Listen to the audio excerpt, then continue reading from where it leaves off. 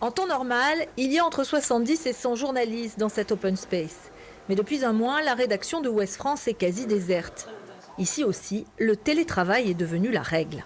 On a fait comme tout le monde, on s'est mis en télétravail au maximum pour que notre activité qui doit continuer, parce que c'est important que l'information circule, puisse être faite dans des conditions de sécurité qui sont celles indispensables aujourd'hui. Il y a toujours des journalistes qui vont sur le terrain, au contact des gens, parce qu'il y a tellement de choses à dire sur cette période inédite que l'on vit.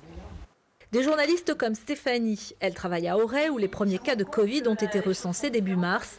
Parmi les témoignages qui l'ont marqué, celui de cette élue de Crac, l'une des toutes premières malades. Elle raconte en fait tout simplement à quel point ça a traumatisé, marqué la ville, marqué sa vie et évidemment de voir aujourd'hui les gens, que tout le monde est soigné, ça lui redonne beaucoup d'espoir et elle raconte ça.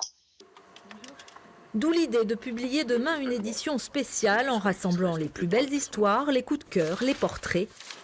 Voilà ce que ça donne. Dans un cahier de 8 pages.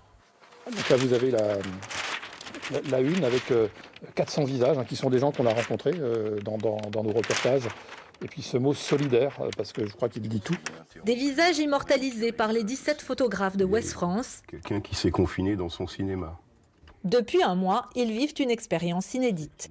Je pense que chaque photographe s'en souviendra toute sa vie. Oui. Ça, c'est évident. Mais on a hâte quand même de tomber les masques. En attendant, une trentaine de salariés sera mobilisée cette nuit à l'imprimerie et au service expédition pour réaliser et distribuer ce numéro collector tiré à 630 000 exemplaires.